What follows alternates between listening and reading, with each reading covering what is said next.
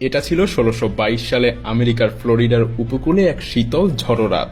একটা স্প্যানিশ মালবাহী জাহাজ যা সোনা এবং রূপার ধনভাণ্ডারে ভরা ছিল আপ্রাণভাবে চেষ্টা করছিল স্পেনে ফিরে যেতে, কিন্তু যখন এটা ফ্লোরিডার প্রণালী পার হচ্ছিল তখনই একটা ভয়ঙ্কর হারিকেন আছড়ে পড়ে এবং মুহূর্তের মধ্যেই জাহাজের বিশাল মস্তকগুলো ভেঙে যায়।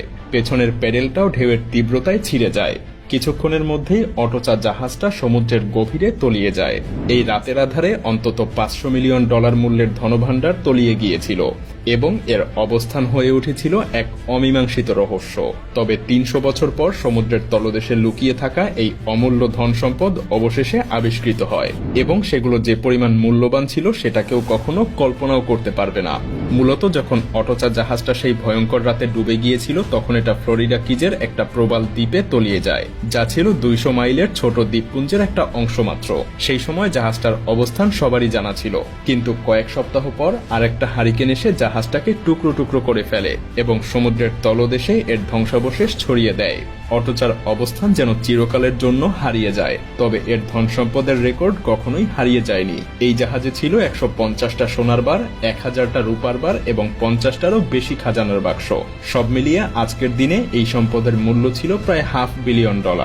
সময়ের ব্যবধানে অনেকেই এই ধনভাণ্ডার খুঁজতে এসে প্রাণ পর্যন্ত বিসর্জন দিয়েছে, কিন্তু কেউই এর খোঁজ পায়নি। কিন্তু আমেরিকান গুপ্তধন সন্ধানকারী মেল ফিশার ছিল ব্যতিক্রম, যিনি তার পুরো জীবনটাই ডুবন্ত অনুসন্ধানে ব্যয় করেছিলেন এবং তার স্ত্রীকে সঙ্গে নিয়ে ক্যালিফোর্নিয়ার একটা ডাইভিং স্কুল পরিচালনা করতেন, যেখানে তিনি ৬০,০০০-এরও বেশি মানুষকে ডাইভিং শিখিয়েছিলেন। আর এই অটোচার গুপ্তধনের লোভে মেল এবং তার পরিবার রাজ্য পরিবর্তন করে ফ্লোরিডায় চলে আসে এবং সেই ধনভাণ্ডার খুঁজতে শুরু করে। খুবই কম সরঞ্জাম ছিল, একটা নৌকা এবং কিছু মেটাল ডিটেক্টর নিয়ে তারা অনুসন্ধান শুরু করে মেটাকাম্বি কিজ নামক একটা জায়গায়। কিন্তু ১ বছরের অনুসন্ধান এবং ১,০০,০০০ মাইলেরও বেশি জায়গা ধরে অনুসন্ধানের পরও তারা কিছুই খুঁজে পায়নি। যদিও অনেকের কাছে মনে হয়েছিল এই বিশাল মহাসাগরের মধ্যে অটোচা জাহাজটা খুঁজে পাওয়া অসম্ভব কাজ, কিন্তু মেল একটা গোপন অস্ত্র পেয়ে গিয়েছিলেন। ঐতিহাসিক ইউজিন লায়ন অটোচা কোথায় ডুবে গিয়েছিল তা জানতে তিনি স্পেনের সেভিল আর্কাইভে গিয়েছিলেন এবং সেখানে একটা ডকুমেন্ট খুঁজে পান। এটা ছিল জাহাজ ডুবির ৪ বছর পরের একটা নথি, যেখানে একটা অনুসন্ধান কার্যক্রমের কথা উল্লেখ ছিল।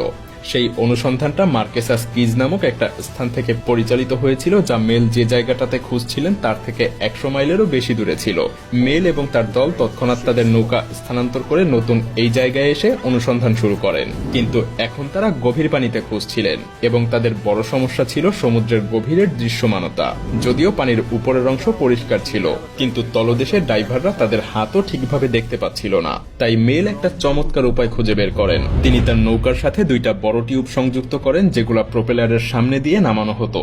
এই টিউবগুলো পানির উপরের পরিষ্কার পানি নিচে পাঠাতে সক্ষম ছিল, যা ডাইভারদেরকে খোঁজার জায়গা পর্যন্ত পৌঁছে দিত।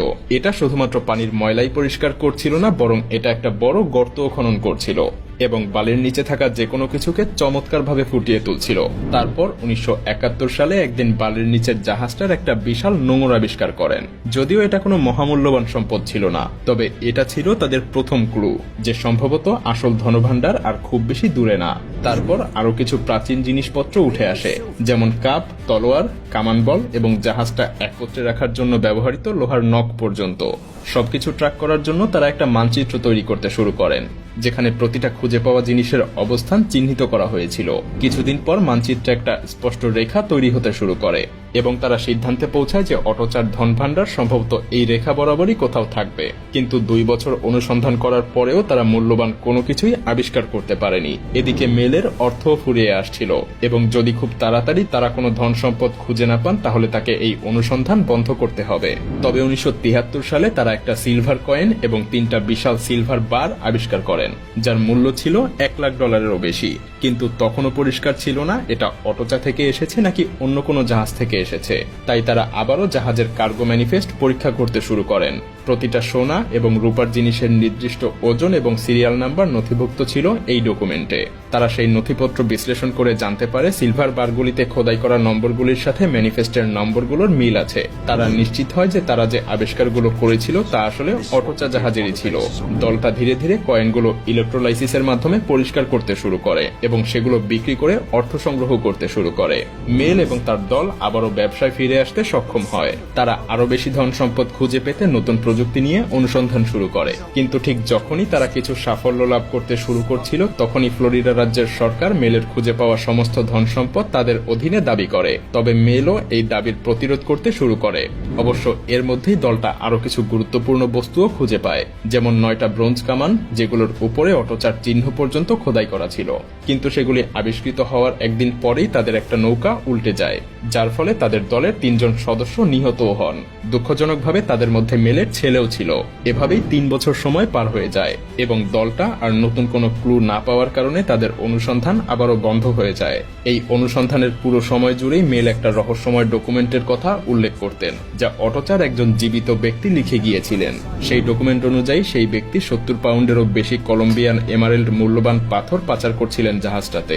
যদিও এটা তখনও পরিষ্কার ছিল না, তবে মেল পুরোপুরি নিশ্চিত ছিলেন যে অটোচার ধন ভাণ্ডারে শুধুমাত্র সোনা বা রূপাই ছিল না, এর মধ্যে আরো কিছু বিশেষ মূল্যবান ধাতু ছিল।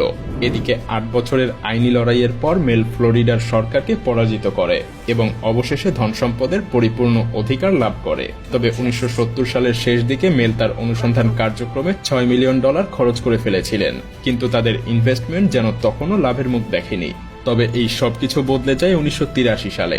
একদিন তারা ধন ভাণ্ডারের লাইনের দিকেই যাচ্ছিলেন, তখন তাদের ম্যাগনেটোমিটারে হঠাৎ আলো জ্বলতে শুরু করে।